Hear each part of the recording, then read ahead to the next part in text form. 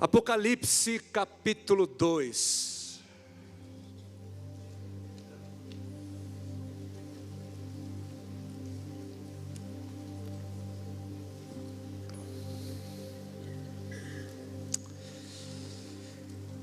Entendendo que se existe um tipo de pessoa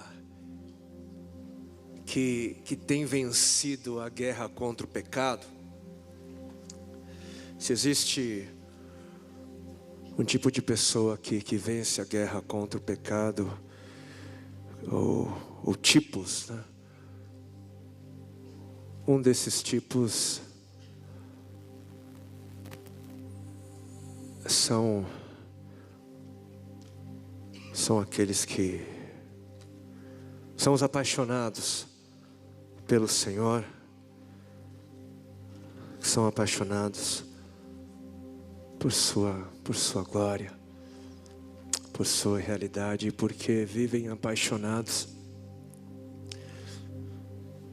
vão vencendo a guerra contra o pecado. E eu espero que o Senhor permita que façamos nessa noite uma autoavaliação do nosso coração, do nosso ser, da nossa vida, por meio da palavra. Amém? Que o Senhor alcance o seu coração para a glória do seu nome. Apocalipse capítulo 2, do versículo 1 ao 7. E ali nós lemos: ao anjo da igreja em Éfeso escreva: estas são as palavras daquele que tem as 7 estrelas em sua mão direita e anda entre os 7 candelabros de ouro. Conheço as suas obras, o seu trabalho árduo e a sua perseverança.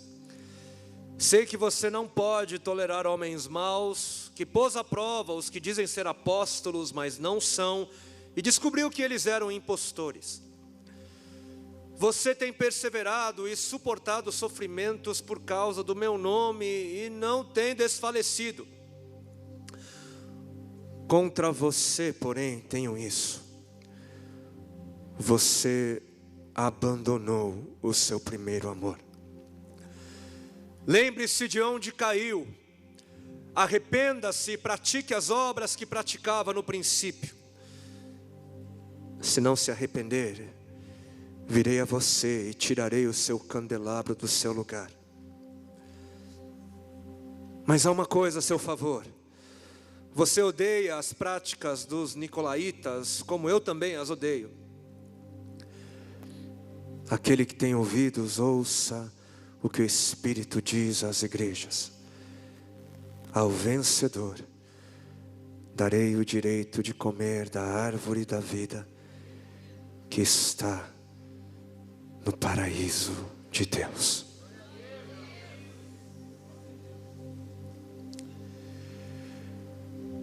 Queridos, Deus é um ser completamente apaixonado. Deus é um ser apaixonado. Ele é apaixonado por sua criação. Ele é apaixonado por você.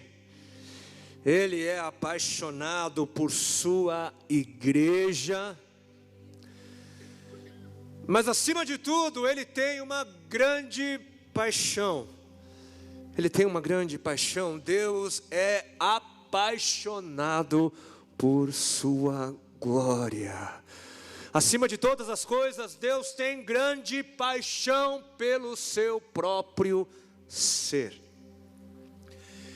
E a paixão de Deus por sua glória é grande porque não existe nada e ninguém que se compare a Ele mesmo. Nada e ninguém. Nada e ninguém. Existem aqueles que vão dizer que o Deus dos cristãos é um Deus vaidoso. Existem aqueles que vão dizer que o Deus dos cristãos é um Deus orgulhoso, porque Ele atribui toda a glória para si. Ele não divide a sua glória com ninguém e não permite que a sua criação renda glória a qualquer outra coisa ou a qualquer outro ser. E por quê? Por que isso? Isso é porque Deus também é ciente de que não existe nada e ninguém acima dele. Ele é ciente de que nada e ninguém se compara à sua pessoa, que nada e ninguém se equivale, nada e ninguém é comparável à glória da Santíssima Trindade. Deus é ciente de quem Ele é. E porque render glória é reconhecer o caráter máximo, porque render glória é reconhecer o caráter mais elevado existente. Por conta disso, o ato de se render glória somente a Deus é um ato de justiça, é um ato de verdade. Porque não existe alguém acima de Deus, reconhecê-lo como o mais alto e sublime ser, é um ato de clareza, é um ato de inteligência. E quando Deus exige que se rendam glórias a Ele mesmo, isso se deve não à vaidade ou ao orgulho, mas se deve à justiça, se deve ao entendimento de Deus acerca do que é justo. E justiça é render glória àquele que tem a autoridade máxima. Justiça é render glória àquele que existe de eternidade em eternidade, porque nem o tempo é capaz de contê-lo. Justo é render glória àquele que tem o mais elevado, aquele que é o caráter mais elevado existente. Não há outro acima de Deus, além de Deus não há.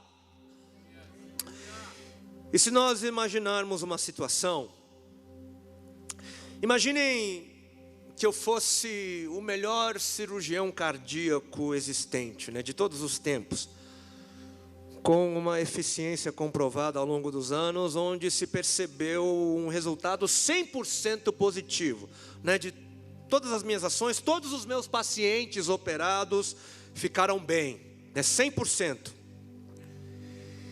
Imaginem que nessa situação também estivesse um outro cirurgião, só que de pobre formação, alguém que mal passou nas provas e com um histórico de eficiência 100% negativa.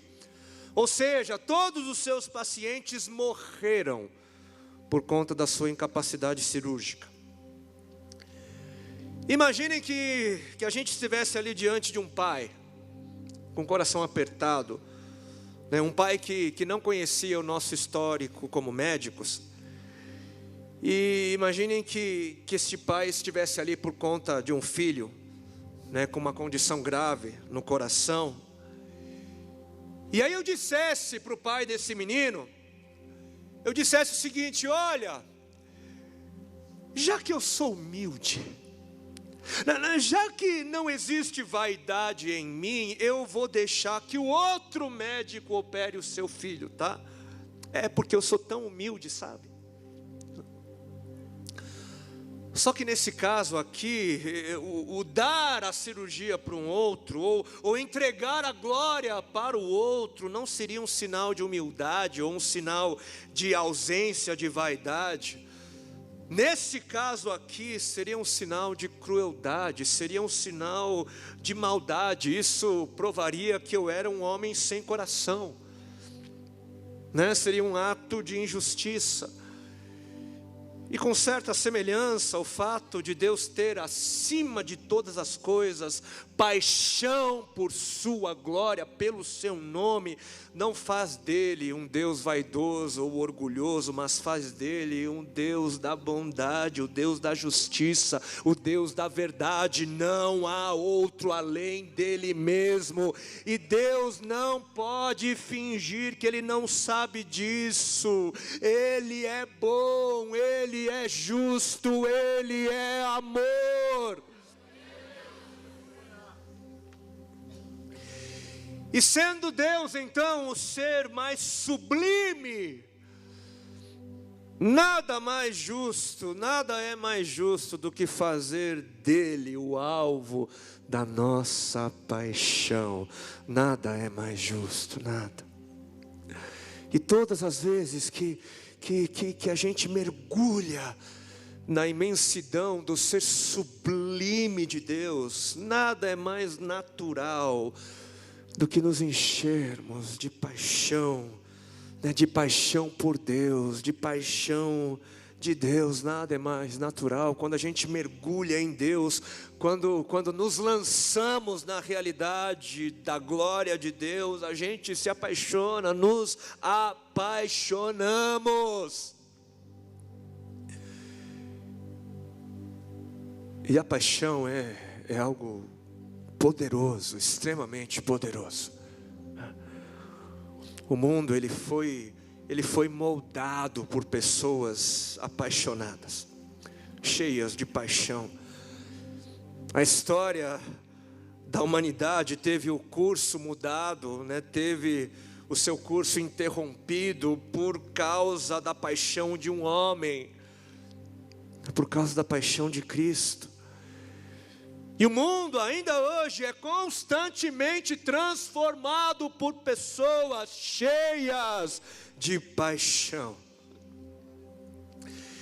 E o deixar de estar apaixonado, diferente do que o mundo diz, o deixar de estar apaixonado não é algo natural, não é a maneira de como as coisas devem funcionar.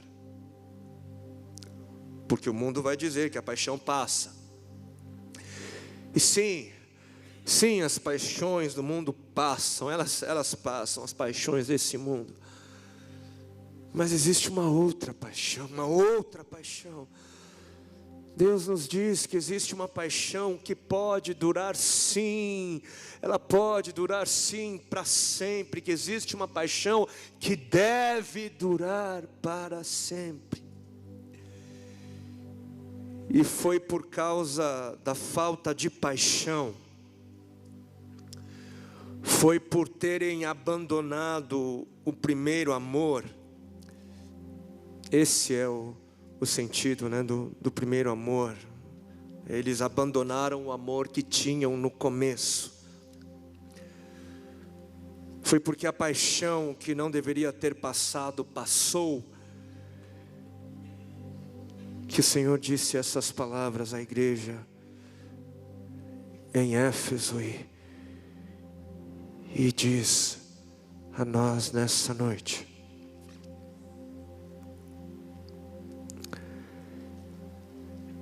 E como era essa cidade chamada Éfeso? Éfeso era uma mega cidade dos tempos antigos. Era uma cidade portuária, né, bastante próspera e movimentada. Os estudiosos dizem que naquela época tinha cerca de 250 mil habitantes. Isso é um número bastante razoável para a época. E ela se encontrava ali na região da Ásia Menor, né, no terreno do país que hoje é a Turquia. E para a gente ter uma noção da magnitude da cidade, foi em Éfeso onde construíram um enorme templo em homenagem à deusa Diana. E o templo era tão suntuoso que na época era considerado uma das 7 maravilhas do mundo. O templo tinha 100 colunas enormes, né, feitas de mármore. Era uma coisa impressionante. E além do templo, a cidade tinha um grande teatro. Um teatro para 25 mil pessoas. Tinha piscinas públicas, tinha uma grande biblioteca. Enfim, era uma mega cidade. E não foi à toa que o apóstolo Paulo, há cerca de 30 anos antes de Apocalipse, não foi à toa que ele não apenas visitou Éfeso, mas ele permaneceu, né, cerca de 3 anos proclamando o Evangelho e fazendo discípulos ali. né? Foi nessa cidade onde o apóstolo Paulo mais gastou tempo, né? Dentre todas as outras cidades, de todas as outras viagens missionárias, né? Foi ali onde ele permaneceu mais tempo. E a pregação do apóstolo Paulo foi tão próspera em Éfeso que não demorou muito para que Éfeso se tornasse, ou a igreja de Éfeso se tornasse uma das principais igrejas, né? Uma das igrejas mais famosas e influentes de todo o mundo antigo. E como era a igreja em Éfeso? Por conta de Atos 19 e 17, nós ficamos sabendo que ali havia um povo que temia a Deus. Atos 19 e 19 também vai nos contar o episódio dos recém-convertidos, né, que haviam queimado seus livros da prática do ocultismo, onde o valor dos livros queimados ali foi de cerca de 50.000 dracmas. E a dracma era uma moeda de prata que tinha o valor, né, de um dia de trabalho braçal. Se a gente calcular, sei lá, um dia de trabalho braçal, quanto é que vale? Vamos arredondar aí para 50 reais, daria um total de 2.500.000 de material queimado.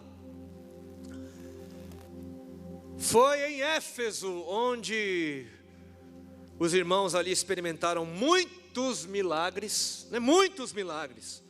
Para vocês terem uma ideia, foi ali onde os lenços e os aventais do apóstolo Paulo curaram, né, e expeliram demônios. Muitos milagres.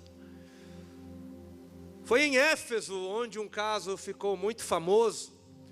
Foi ali onde os 7 filhos de Seva, um dos sacerdotes judeus, foi ali onde esses meninos, ao tentarem expulsar um demônio em nome do Jesus de Paulo, foi ali que eles levaram uma tremenda surra, né, uma surra de um endemoniado. A surra foi tão grande que eles saíram correndo, feridos e sem roupas.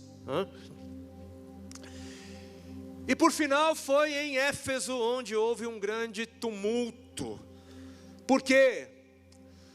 Porque a adoração a Diana sustentava uma importante economia local. As pessoas então passaram a perder o ganha-pão, porque o povo começou a se converter a Cristo e isso exigia adoração exclusiva a Cristo. E houve então um grande tumulto, uma grande revolta na cidade, porque os que dependiam do comércio envolvendo Diana, né, provocaram uma revolta. E depois dessa revolta, o apóstolo decidiu então que era tempo dele partir, e acabou deixando a igreja em Éfeso na mão ou nas mãos da liderança local. Mas quem era essa liderança local? Nas mãos de quem o apóstolo Paulo deixaria a gloriosa igreja de Éfeso? Ele deixou aos cuidados de Timóteo, seu filho na fé, para quem ele chegou a escrever 1º e 2º Timóteo. Deixou também a igreja em Éfeso aos cuidados de Priscila e Áquila, né, seus colaboradores, cooperadores, né, de quem Paulo faz menção nas suas cartas. E deixou também, segundo a história nos conta, nas mãos do apóstolo do amor, nas mãos do apóstolo João, que havia se mudado para Éfeso.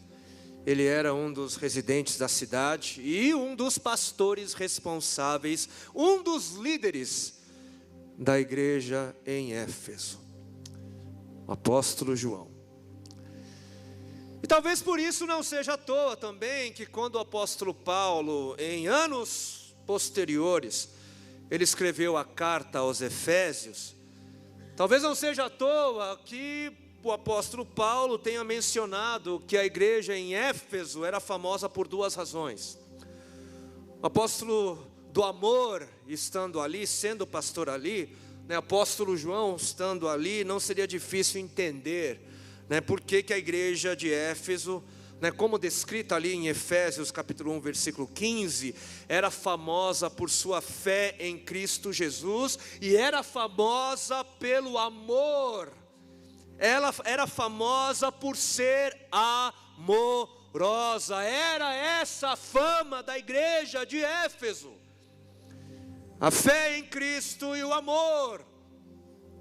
Era conhecida pelo amor. Talvez não seja uma coincidência, enfim, a gente não sabe, mas o apóstolo do amor era pastor na cidade, e coincidentemente ou não, os irmãos em Éfeso eram conhecidos pelo amor.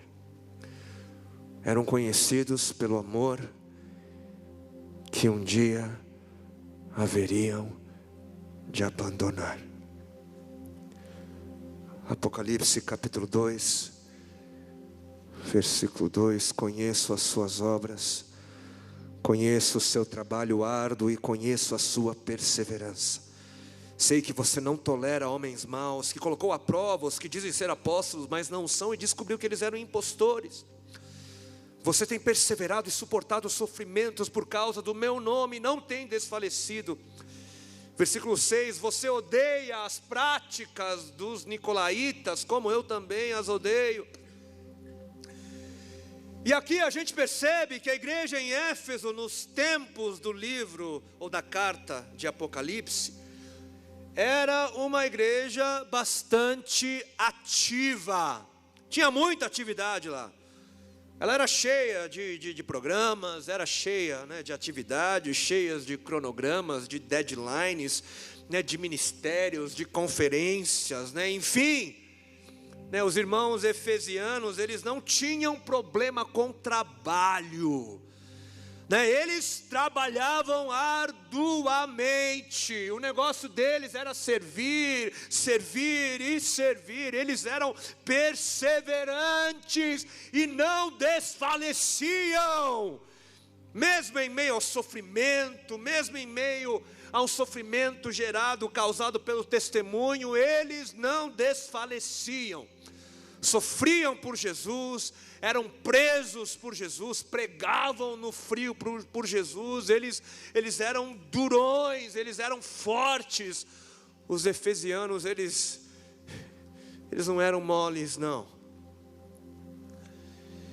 E além de tudo isso, eles não toleravam gente ruim, não toleravam falsos ensinamentos, não toleravam heresias, não toleravam falsos apóstolos e não toleravam práticas pagãs. E de forma superficial, a igreja em Éfeso parecia estar muito bem, mas muito bem, porque qualquer um de nós estaria pronto para honrar um povo assim. Qualquer um de nós, puxa vida, trabalhador, um povo servo, estudioso, diligente, defensor da fé, ortodoxo, intrépido, missionário. Um povo que sofria pela fé sem desfalecer. Puxa vida, que povo! Que povo! Como é que é possível que possa existir algo de errado com um povo assim? Como? Uma igreja fundada pelo apóstolo Paulo, uma igreja discipulada por ele durante 3 anos, uma igreja acompanhada de longe por cartas escritas pelas mãos do próprio apóstolo Paulo, uma igreja pastoreada por Timóteo, uma igreja pastoreada pelo apóstolo João, uma igreja que tinha colaboradores como Priscila e Áquila. E algo que ainda não foi mencionado, mas essa igreja, ela tinha também alguém que era muito querida, no hall de membros, Essa igreja, ela tinha como uma de suas anciãs, uma mulher muito querida.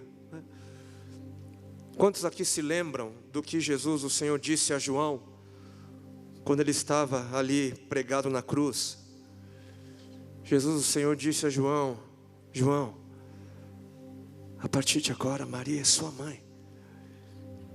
João, cuide dela por mim, como se ela fosse a sua própria mãe. E foi isso que o apóstolo Paulo fez. Ele cuidou de Maria, e foi cuidado por Maria como se ele fosse a sua própria mãe. E consequentemente, quando ele se mudou para Éfeso, ele levou Maria. Maria foi para Éfeso junto com ele, quando ele se mudou para lá. Agora imagine você se converter a Jesus, né, e ouvir tudo acerca de Jesus, e descobrir, né, que ali no primeiro banco da fila, está ali sentada aquela que viveu todos os dias com o homem mais santo que pisou na terra. Imagine poder ouvir as histórias da boca dela, ser discipulada por ela. Puxa vida, como é possível que possa haver algo de errado com esse povo? Uma igreja tão referencial, tão famosa. Mas apesar de todas as aparências, apesar dos seus fundadores, apesar de todos os personagens envolvidos no cuidado dessa igreja, apesar dos muitos sinais e das muitas maravilhas, apesar de todo um passado de bom testemunho, e apesar de terem começado bem,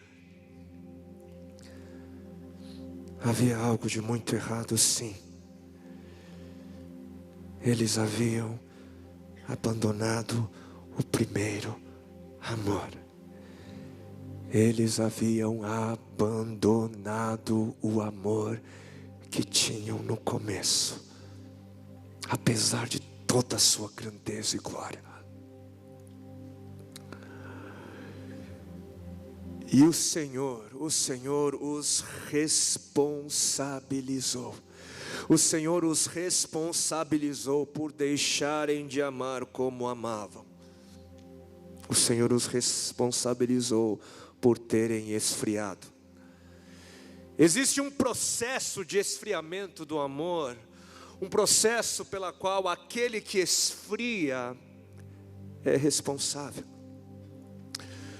O Senhor disse: vocês abandonaram o primeiro amor, abandonaram a paixão, abandonaram o amor que tinham no começo.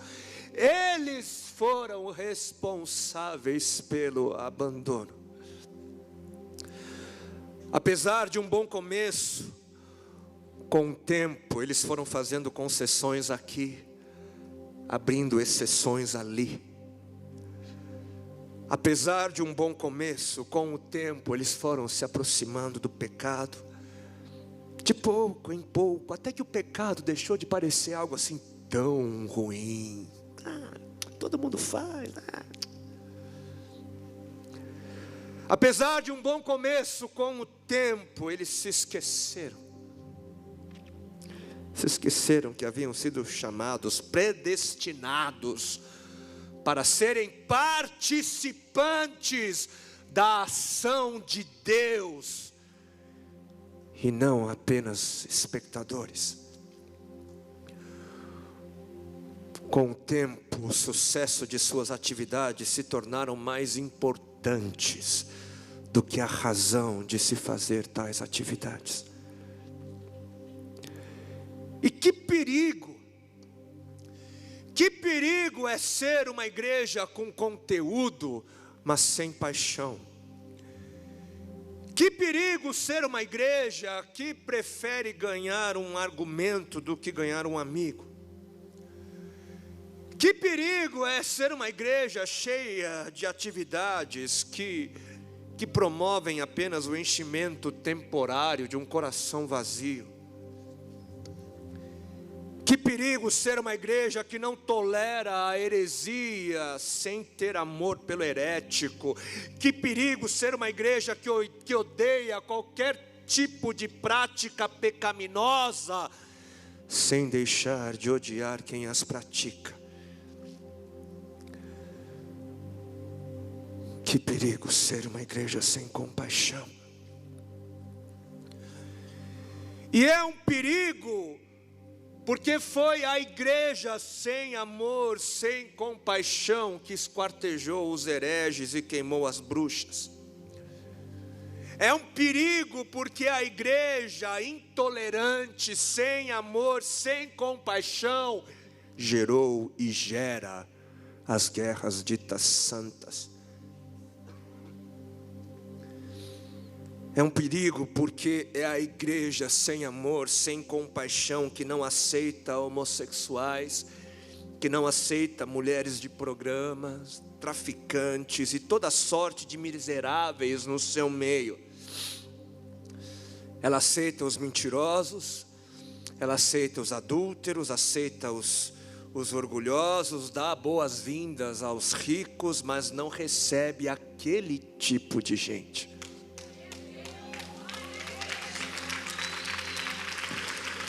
É um perigo porque atividades e projetos que nascem de outras razões sem ser o amor, não geram pessoas apaixonadas, não geram. Geram entretenimento, geram lazer, geram educação, proselitismo, mas não geram paixão. E é um perigo ser uma igreja sem amor, é um perigo ser uma igreja sem paixão, sem compaixão, porque uma igreja assim, ela deixa de ter razão de existir. O destino da igreja que não ama é sucumbir, é desaparecer. E foi exatamente isso que aconteceu com a outrora tão gloriosa igreja de Éfeso. Ela sucumbiu, ela foi destruída, o povo foi disperso, e hoje existem apenas ruínas. Ruínas que nos advertem acerca do futuro da igreja que deixa de amar.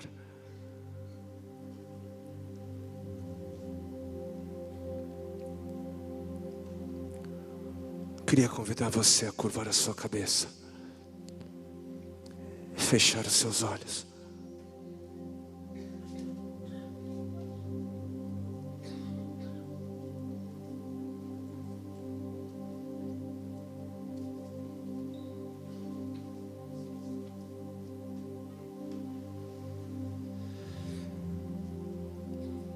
E se perceba diante daquele quem proferiu essas palavras.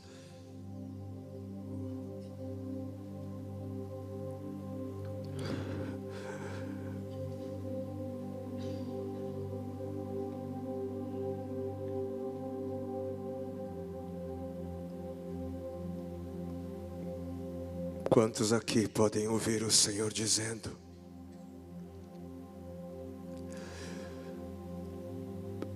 você se lembra?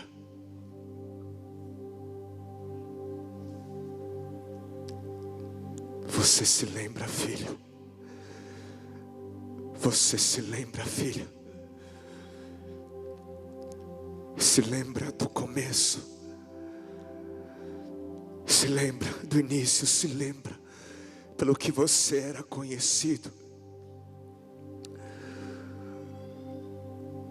O que as pessoas ao seu redor diziam acerca de você no começo?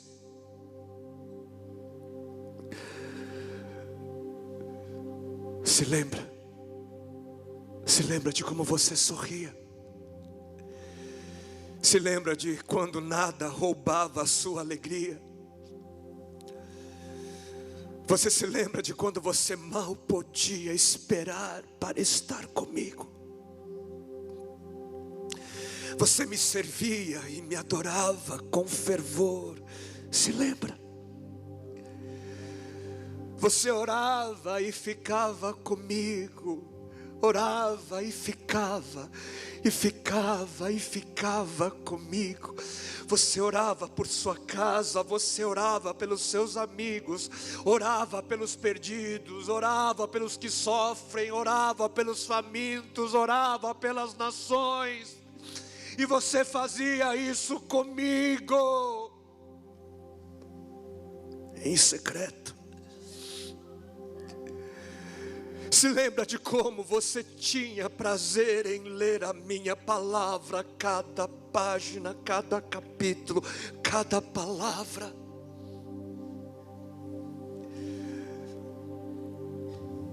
Você falava de mim para os outros, e você não tolerava falar mal dos outros. Você dividia com alegria e generosidade. Você buscava o meu reino e a minha justiça em primeiro lugar. Você tinha prazer nas vigílias, nos jejuns, nas viagens missionárias. Você tinha prazer em fazer a minha vontade. Não, você não me trocava por um programa de televisão. Você não me trocava por um jogo de futebol. Você não me trocava por nada. Você buscava viver em santidade. Você mantinha distância do pecado. E você pensava em mim. Você se lembra de como pensava em mim? Eu era o seu primeiro pensamento ao acordar e o seu último antes de dormir. Você tinha tanto prazer nas atividades da igreja. Você tinha paixão por mim e por isso nada era um fardo, nada. Os cultos não te pesavam.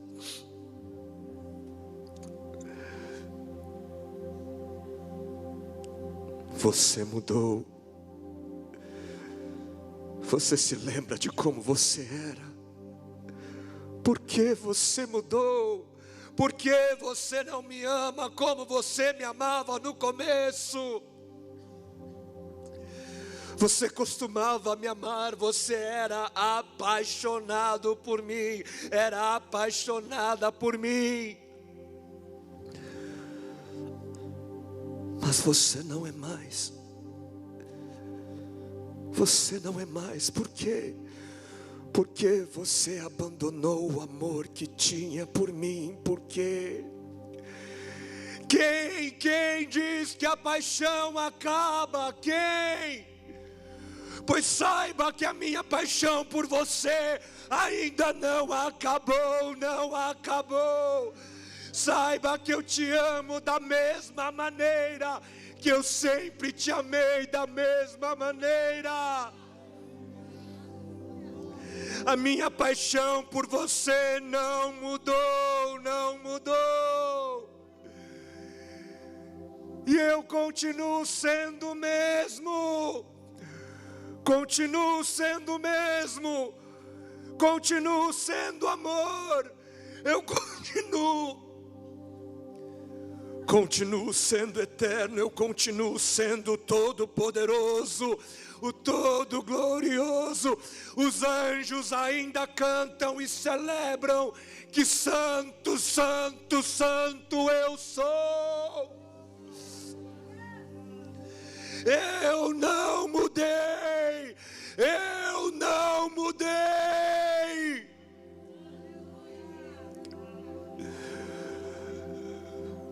Mas você mudou.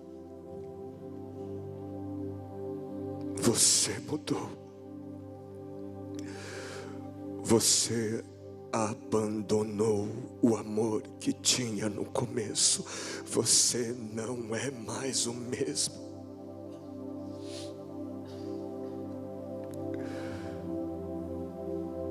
Você me chamava de papai, eu te chamava de filhinho, de filhinha. Mas hoje você me chama de excelso e glorioso Deus.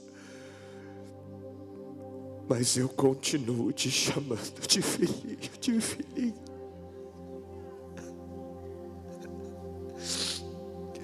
Onde está você? Onde está você? Eu sinto saudades de você, filho. Sinto saudades de você, filha. Volte.